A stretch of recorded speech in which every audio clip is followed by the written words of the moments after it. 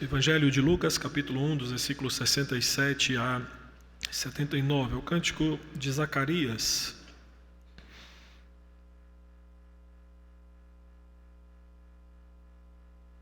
Deixa a sua Bíblia aberta nesse texto, nós estaremos lendo o texto, explicando e ao final voltando com algumas implicações e aplicações sobre ele para as nossas vidas.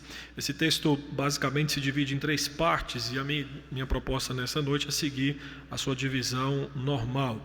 Os versículos 68 até o versículo de número 75 é a primeira divisão, aquilo que Zacarias descreve destinado ao povo do Senhor. Os versículos 76 e 77, que é destinado especificamente a seu filho, João Batista. E dos versículos 78 e 79 é quando então Zacarias canta a respeito do Messias Jesus Cristo. A história de Zacarias está dentro do contexto que, se você voltar um pouquinho os seus olhos, há de observar que no versículo 5 é quando começa de fato a descrever a história de Zacarias e Isabel. E aí vai até o final do capítulo 1, narrando a história dessa família. Dentro desse contexto de vida de Isabel e Zacarias, há também aí a descrição do nascimento de João Batista. Então, os versículos 57 e 66 narram que Isabel teve um filho com Zacarias e o nome desse filho era João, conhecido como João Batista. No início do capítulo, se você voltar para o versículo de número 7, versículos 5, 6 e 7 especificamente, você vai ver que a incredulidade de Zacarias, da promessa de que ele teria um filho, apesar da esterilidade da sua esposa Isabel e da idade avançada dos dois, custou a Zacarias 9 meses de silêncio absoluto. Por conta da sua incredulidade, durante 9 meses, esse homem ficou mudo. Entretanto, a partir do versículo 67, nós vamos ver que esse homem volta a falar. Então, após o nascimento do seu filho João Batista, nós vamos ver que Zacarias explode em alegria através de um cântico de louvor a tudo aquilo que ele estava presenciando. A primeira coisa, a primeira menção que saiu da boca deste homem foi um cântico que tem como referência a obra salvadora de Deus, que começou com o nascimento do seu filho João Batista e a concepção de Jesus, que é descrita também no 1º capítulo. Esse cântico de Zacarias é muito conhecido por conta da primeira expressão que aparece nesse cântico, bendito. A palavra latina usada, benedictus, acabou sendo comumente conhecida o cântico de Zacarias. Esse cântico, apenas para você entender, bendiz, elogia a Deus pelo o agir do Senhor no presente, que é, aqui no caso, a visitação divina na pessoa do menino João Batista. Mas esse cântico também tem uma perspectiva de olhar para frente, de olhar para a redenção futura, que ainda não foi cumprida, mas que na canção entoada por Zacarias poderia ser considerada tão boa quanto realizada, agora que vários eventos a respeito da vinda do Messias estão se cumprindo. Então, nesse cântico, a ação de Deus na história é um motivo central da canção.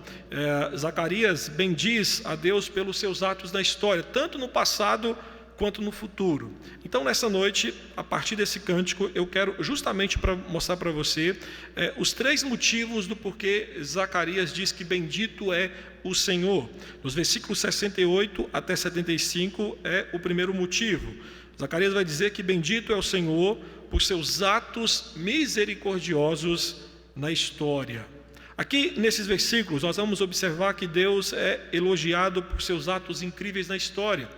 Zacarias está descrevendo que ele é aquele que visitou e redimiu o seu povo. Ele é aquele que olhou favoravelmente para o seu povo, trazendo-lhes a salvação. E é importante você apenas entender que nesses poucos versículos há uma enorme uma variada enorme de menções ao Antigo Testamento, mesmo que não esteja de forma explícita no texto, há menções por conta das várias figuras que Zacarias acaba utilizando aqui. Uma delas é que Israel no Antigo Testamento ansiava por momentos como este, momentos em que Deus visitava redentoramente o seu povo.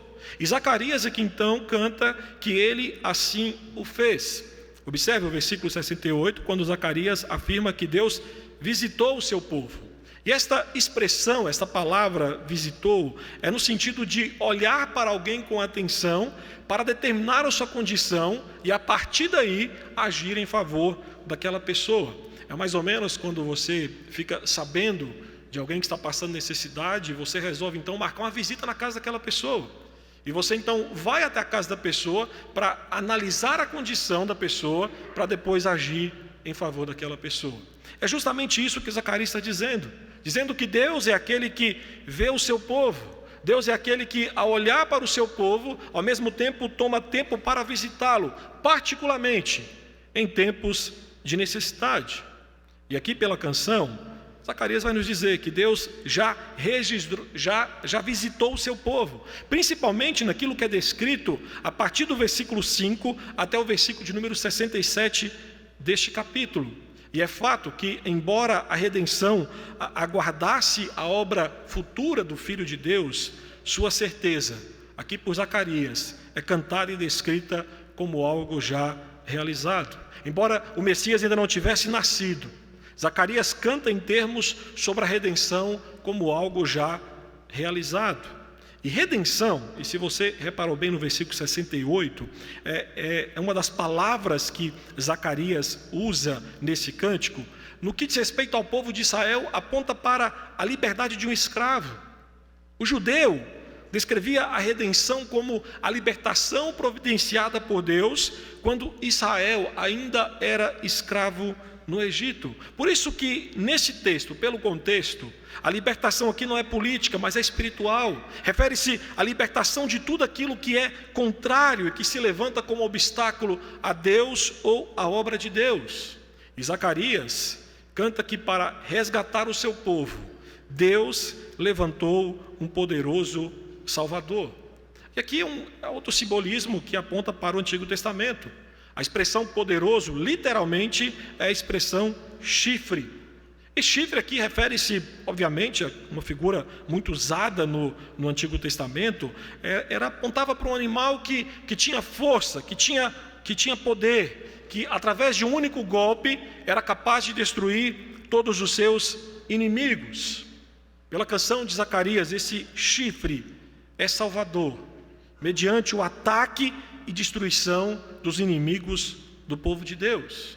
Mais do que isso, no versículo 69, Zacarias fala que esse chifre que sai da casa de Davi é salvador porque tem força e poder suficientes para destruir todos os inimigos do povo de Deus. E nós que já temos a revelação do Senhor completa em mãos, nós sabemos que Cristo fez justamente isso. Ao morrer, ao ressuscitar, Ele venceu a morte, Ele venceu o pecado, Ele venceu Satanás, os maiores inimigos do povo de Deus. Por isso que Zacarias canta que, ao visitar o seu povo, através do chifre da salvação, Deus cumpre aquilo que havia prometido. Atente o que Zacarias canta, principalmente a partir do versículo 70. No versículo 70, o que Zacarias está nos dizendo é que os antigos profetas haviam anunciado a respeito da vinda do filho de Davi, aquele que viria e destruiria todos os inimigos do povo do Senhor e traria a salvação para o seu povo. Aquilo que os profetas ao longo da história contaram, aquilo que os profetas pregaram, aquilo que os profetas ensinaram. Zacarias canta que estava se cumprindo, que era justamente a chegada do Messias. Estas promessas que começaram lá em Gênesis 3,15, quando o homem cai em pecado e recebe de Deus uma promessa de graça redentora, desde Gênesis 3,15 e passando por todos os demais livros do Antigo Testamento, Zacarias diz que agora aquilo que era promessa estava se tornando real. Versículo 72, eis aqui um dos momentos mais sublimes desse cântico, que é quando Zacarias diz que Deus está fazendo isso, porque Deus se lembra da Santa Aliança. Ele manteve continuamente a sua promessa, e agora, depois de um longo tempo, Ele cumpre plenamente aquilo que havia prometido. Esta aliança sagrada, como canta Zacarias, ela é sagrada porque não é um acordo entre duas partes iguais. Não é uma aliança sagrada porque é feita entre um homem e outro homem, não. Ela é sagrada porque é um juramento de Deus, ao qual Deus se vincula ao que Ele prometeu ao homem. E Zacarias aqui está cantando, porque Deus é fiel a si mesmo. Ele cumpre as suas promessas a respeito da vinda do Messias. Deus mostra a sua misericórdia, mantendo a sua aliança e cumprindo a sua promessa de salvação desde os tempos de Abraão. Por isso que, para Lucas, a vinda de Cristo é o cumprimento das alianças que Deus fez aos crentes do Antigo Testamento. Mais do que isso, repare bem nos versículos 74 e 75, que aqui Zacarias finaliza a primeira estrofe desse hino, dizendo que Deus trouxe redenção ao seu povo, com o propósito de que, uma vez resgatados das mãos dos inimigos, esse povo o sirva. O Senhor redime o seu povo, para que com gratidão o seu povo possa vir servi-lo. Zacarias canta, e aqui temos que entender isso, que a salvação tem demonstrações práticas. Versículo 74 fala que Deus fez o que fez para conceder a liberdade para o povo dele adorá-lo. E essa expressão conceder no versículo 74 significa literalmente dar a alguém a oportunidade de fazer algo. E no mesmo versículo, além de conceder, vai também dizer conceder, fazer algo, fazer o quê? E aqui Zacarias canta que era para adorar ao Senhor. Adorar aqui tem um sentido de serviço religioso, de executar tarefas que têm como propósito maior o culto ao Senhor. Então, no versículo 74, quando nós unimos as duas palavras, conceder e adorar, implica em um serviço total e irrestrito que o povo dele dedica a Deus. A ênfase do versículo 74 é que Deus fez o que fez ao longo da história, para que o seu povo viva uma vida toda em dedicação a Ele. Meus irmãos, Deus fez uma promessa desde os dias de Abraão, que libertaria o seu povo, dando a eles a oportunidade de uma adoração contínua. E Zacarias canta que, através do Messias, o povo de Deus seria então capacitado a servi-lo em temor, em santidade, em justiça perante Ele todos os dias. Ao longo da história, Deus misericordiosamente interveio na história, cumprindo suas promessas. E aqui Zacarias então canta dizendo que Ele fez isso, trazendo salvação aos homens perdidos. A vinda do Messias é o ápice desta visitação de Deus na história dos homens.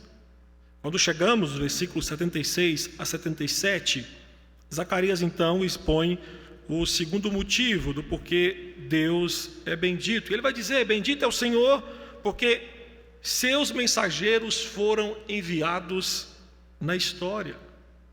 Esta parte do hino começa com a mudança de verbos. Os verbos que estavam no passado agora mudam para o futuro. Há também uma mudança de pessoa.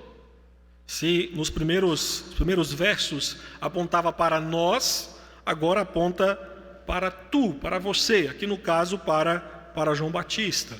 Nesses dois versículos, Zacarias mostra a graça do Senhor em enviar João Batista como um precursor do Messias. E aqui mais do que isso, quando Lucas descreve esse cântico, Lucas entendeu que a obra de João Batista, que é descrita não só o seu nascimento, mas também a canção sobre ele, tanto a obra de João Batista, o nascimento de João Batista como de Jesus, Lucas descreve como duas partes da mesma visitação divina. Além disso, nós não podemos expressar aqui a emoção de Zacarias, porque, queridos, havia pelo menos uns 4 séculos que não havia profetas pregando mais a palavra do Senhor. E Zacarias então acaba de recuperar a voz e a usa não apenas para elogiar, mas para profetizar. E aqui o seu filho, o seu bebê, era o foco da revelação divina, era o foco da profecia divina. O filho de Zacarias seria saudado como profeta do Altíssimo, mas um profeta que dá continuidade e cumprimento às profecias sobre a vinda do Messias. Nós temos que entender que profeta do Altíssimo aqui, quando se refere a João Batista, não é uma previsão de como ele seria chamado, mas o que ele seria. Deus faria de João o seu profeta. E em Lucas 7:26, depois 16:16, João Batista é chamado de profeta de Deus. Mas o mais importante, naquilo que Zacarias canta, que Zacarias diz que aquele que João anunciou, no entanto, este sim seria chamado de o filho de Deus. Essa expressão no versículo 76, precederás, é uma repetição ao anúncio do anjo lá em Lucas 1:17 a respeito de João Batista, que ele irá diante do Senhor no espírito e no poder de Elias. Então esse verbo aqui tem um significado temporal, no sentido de ir antes de qualquer outra pessoa. A ideia aqui é de se mover à frente de alguém. Zacarias está cantando que o seu filho irá como mensageiro para anunciar que o Senhor está vindo para salvar o seu povo. Ele irá à frente, preparando tudo para que quando o Messias chegasse, já estaria tudo bem encaminhado, para que quando o rei chegasse, tudo estivesse devidamente preparado, para que ele pudesse então exercer o seu ministério. Aqui quando Zacarias canta a respeito daquilo que João, seu filho, há de fazer, essa figura aponta para o ministério de João, quer fazer o que for necessário para que Deus venha a seu povo. E no versículo 77, que mostra o propósito, porque Deus está enviando João Batista antes de Cristo. A ideia é que João deveria preparar o caminho, dando conhecimento da salvação ao seu povo, no redimi-lo dos seus pecados. Este conhecimento aqui não é um conhecimento teórico. Aqui aponta para a experiência dessa salvação por meio do perdão dos pecados. É a apropriação dessa experiência, a apropriação interna da salvação como dom divino. Zacarias está cantando que João dirá às pessoas que elas serão salvas quando os seus pecados forem perdoados. Zacarias está dizendo que João há de pregar que a libertação desse povo consiste na remissão dos seus pecados. Mas é fato que, e nós não podemos deixar de mencionar isso, que em momento algum nesses dois versículos, Zacarias aponta para o seu filho João Batista como Salvador. Nada disso. Zacarias canta que João Batista não salvaria ninguém, mas apenas apontaria, apenas pregaria sobre aquele que salva, o Messias Jesus Cristo. Por isso, observe, e eu quero que você volte para esses dois versículos, para você ver algo interessante. Aqui Zacarias, em sua canção, não faz distinção entre Jesus e Senhor.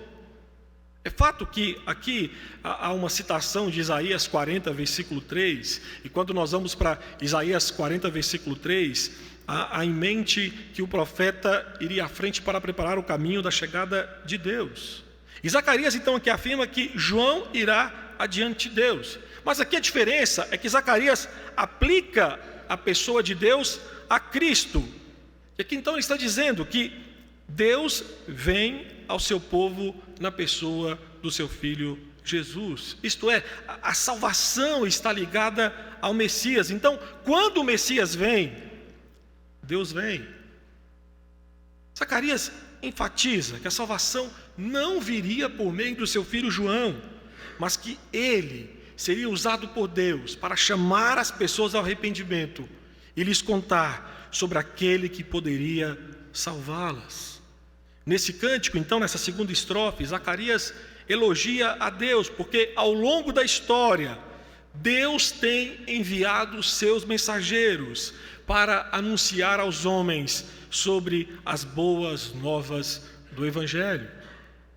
E nos versículos 78 e 79, Zacarias então finaliza o cântico, apontando aqui para a pessoa do Filho, especificamente para a pessoa do Filho. Ele vai nos dizer que bendito é o Senhor por seu Filho, Jesus Cristo, ter entrado na história humana. Em verdade, em virtude do coração misericordioso de Deus, como ele mesmo descreve a partir do versículo 78, graças à entranhável misericórdia do nosso Deus, Zacarias canta que o Messias está nascendo. A razão pela qual a salvação é possível, aqui retoma aquilo que Lucas já descreveu no capítulo 1, versículo 72. Mais do que isso, nesse cântico do começo ao fim, Zacarias demonstra que a salvação segue o mesmo caminho até chegar aos homens, a graça imerecida do Senhor. Aqui, meus queridos, quando lemos esses dois versículos, se pudéssemos fazer um quadro de como Israel, de como o povo do Senhor se encontrava, é como se o povo do Senhor fosse uma caravana que perdeu o seu caminho. E essa caravana foi tomada pela noite e estão presos em trevas profundas, estão sentados na escuridão. Podemos descrever esse quadro como um quadro de letargia, de opressão, de desespero, desesperança. Esse povo estava desamparado. Quando nós olhamos, por exemplo, Isaías 9:2, é uma descrição daquilo que o povo de Israel estava vivendo antes da chegada do Messias. Pessoas andando em trevas, vivendo na terra da sombra da morte. Mas aqui Zacarias nos canta que uma mudança é vista no leste. O céu não é mais escuro, mas começa a ficar claro. A escuridão começa a ser dissipada pelo sol que vem nascendo. E é verdade, o sol nasce manso, sem barulho, mas resplandece. Por isso, essa expressão que está aí no versículo 78, pela qual nos visitará o sol nascente das alturas, é uma expressão idiomática e literalmente significa: o alvorecer do alto penetrará sobre nós. O sol nascente aqui aponta para a ascensão de uma estrela ou sol, uma metáfora se referindo à vinda do Messias, o Filho de Deus. A ideia dessa figura messiânica é que o alvorecer brilhante da salvação visitará os homens, fazendo morada no coração deles. E por causa das ternas misericórdias do Senhor, a aurora do alto nos visitará. Então nele, por meio dele, o chifre da salvação, como Zacarias descreve nos primeiros versículos, o sol nascente, o Messias, Deus, visitará o seu povo para salvá-lo. Entretanto, o sol nascente, como Zacarias finaliza no último versículo, servirá para brilhar sobre aqueles que vivem na escuridão e na sombra da morte. Zacarias canta que jazem nas trevas e sombra da morte. Aqui indica a condição desse povo longe do Senhor, desse povo longe de Deus, uma condição de depravação, uma condição de desalento, de perdição, de ilusão. Mas o sol nascente vem para mudar essa realidade. O sol nascente vem para dissipar as trevas e mudar a realidade de quem vive nela. A ideia aqui por trás é que o Messias, como nós cantamos nessa noite, é a luz do mundo. Aqui há o cumprimento de Malaquias 4:2, no qual o profeta diz: mas para vós outros que temeis o meu nome, nascerá o sol da justiça, trazendo a salvação nas suas asas. E perceba que aqueles, como termina o texto, a última frase do versículo 79, aqueles que outrora jaziam nas trevas e na sombra da morte, agora estão em pé e andando. O sol brilhou para guiá-los. Isto é uma novidade para nós, meus irmãos. A Isaías 53, versículo 6, é descrito que todos nós pecamos, que desviamos para seguir nossos próprios caminhos. E no mesmo capítulo 59, nos versículos 8 e 9, Isaías diz que por isso nós desconhecemos o caminho da paz. Mas aqui Zacarias está cantando que levanta-se o sol, ilumina e dirige os nossos passos no caminho da paz. E caminho da paz aqui aponta para a reconciliação com Deus por meio do sol nascente. Literalmente, esses últimos 2 versículos, Zacarias elogia a Deus, porque a chegada do Messias é Deus visitando a história dos homens. É Deus iluminando a vida dos que outrora estavam sentados nas trevas e os guiando pelo caminho da paz. E como nós cantamos nessa noite, que nós sabemos qual é o sentido do Natal, é salutar em pensar em algumas implicações desse texto para nós. A primeira implicação que penso com você a partir desse texto é que você tem que acreditar que através de Jesus Cristo, Deus visitou a humanidade caída em pecado. Zacarias louvou ao Senhor, como nós mostramos nessa noite, porque a esperança de redenção que fora prometida desde Gênesis 3,15 estava finalmente sendo realizada. Você tem que ter consciência de que o homem virou as costas para Deus ao pecar. Nós precisamos sempre relembrar que nós vivemos em rebeldia e caminhando em trevas, sendo tragados pela sombra da morte, quando outrora estávamos longe do Senhor. Mas Deus visitou a humanidade caída, Deus interveio em seu destino eterno, Deus visitou aqueles que viraram as costas para Ele, para cumprir sua promessa de salvação. Deus visitou a humanidade pecadora como poderoso Salvador. Ele enviou o seu Filho, que aqui como Zacarias canta, é o chifre poderoso para salvar, é o sol nascente que dissipa as trevas.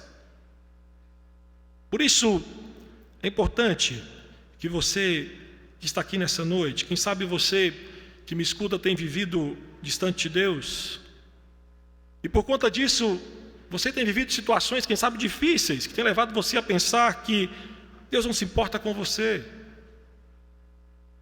Preciso te falar que isto não é verdade. Deus se importa tanto com criaturas caídas como nós, que enviou o seu Filho Jesus Cristo para nos salvar.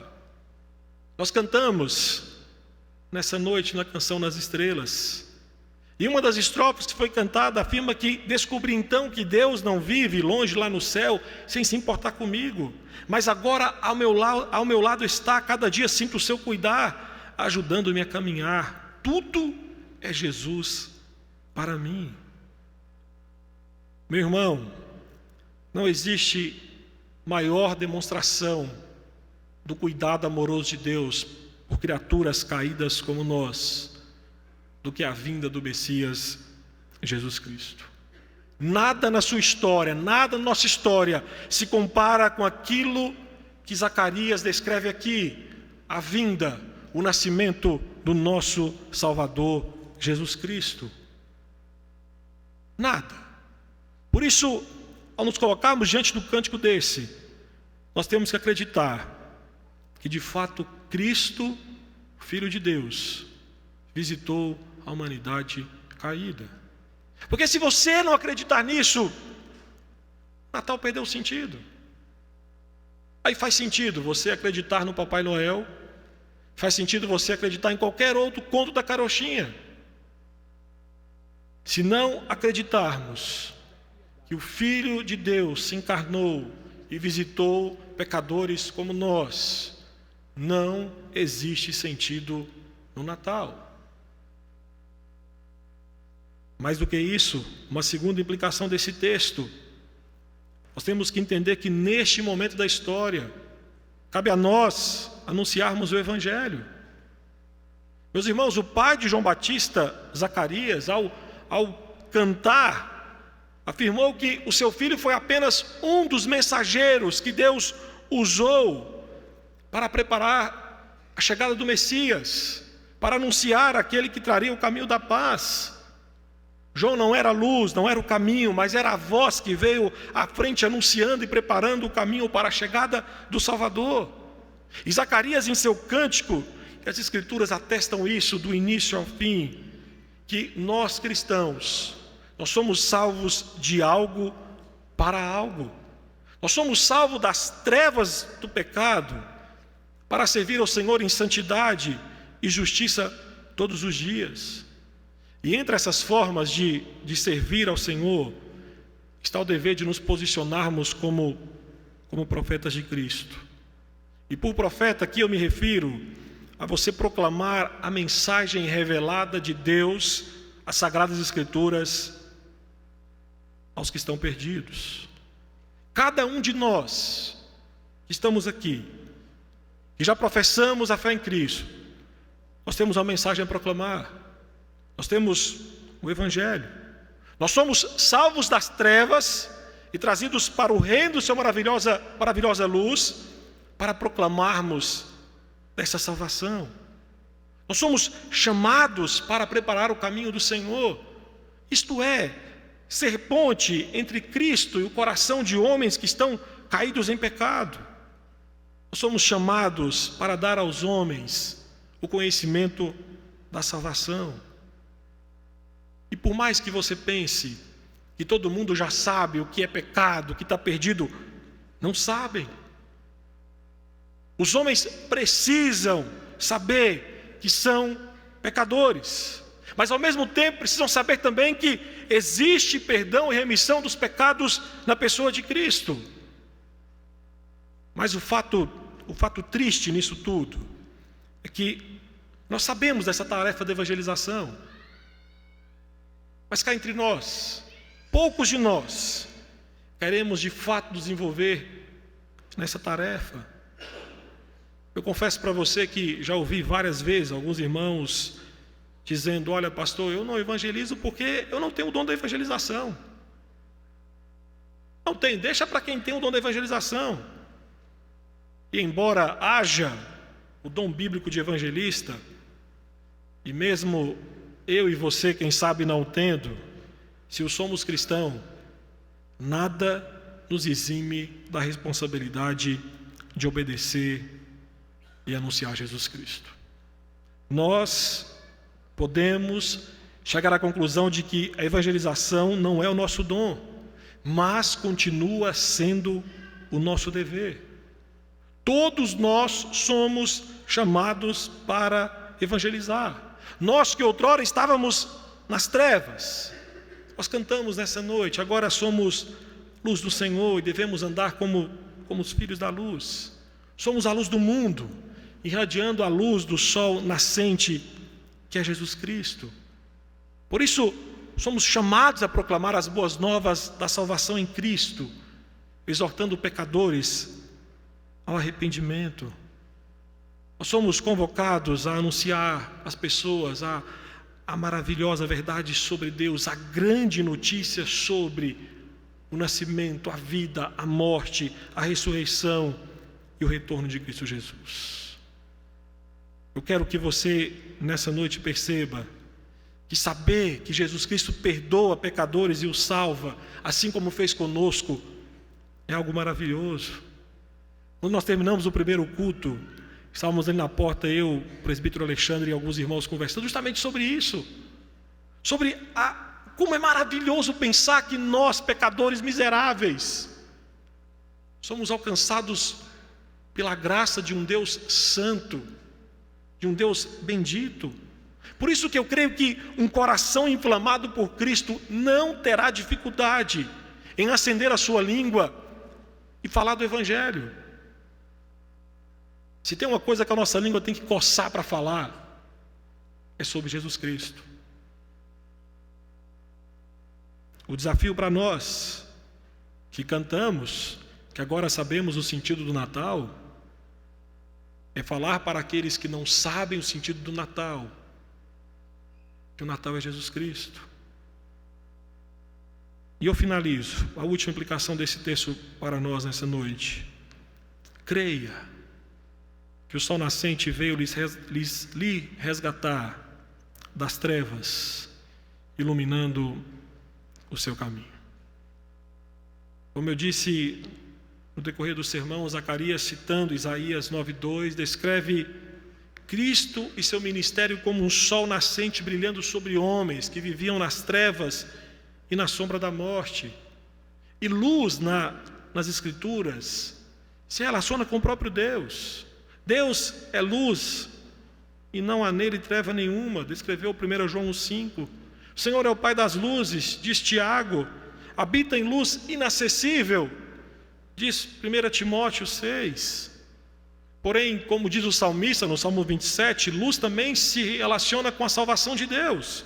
O Senhor é a luz da minha salvação.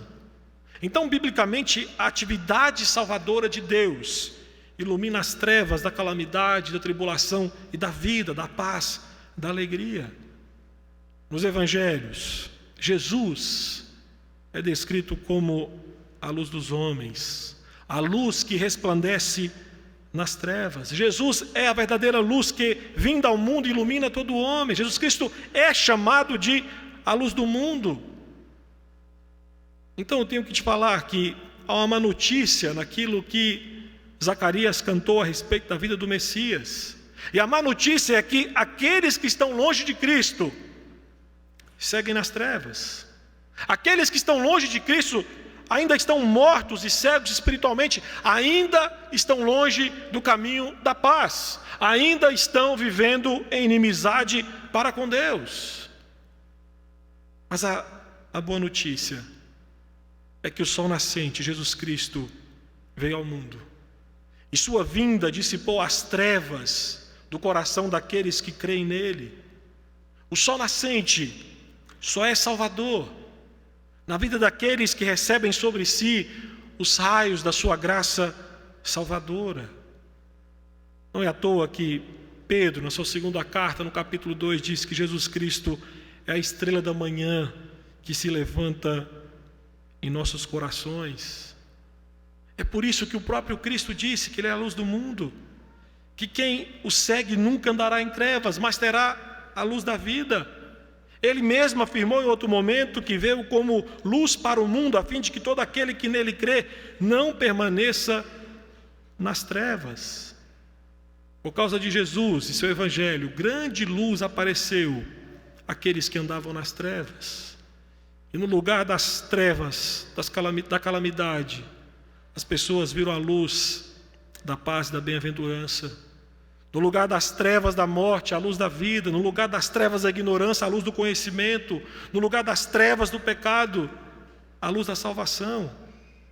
A luz do sol nascente brilhou sobre homens e ocorreu uma completa reversão de sua condição. Por isso, nessa noite, você que me escuta, se você ainda não se rendeu aos pés de Cristo, eu preciso lhe falar que você continua andando em trevas, longe do caminho da paz. Mas a boa nova é que nesse dia você pode correr para Cristo, você pode, ao crer em Cristo, apropriar-se dos benefícios daquele que é o sol nascente e que irradia sobre você a sua luz salvadora. Este é o sentido do Natal. Cristo, o sol nascente, veio para nos salvar das trevas e da sombra da morte. Cristo é o motivo de não termos mais medo das trevas, do escuro, porque com Ele vivemos eternamente iluminados.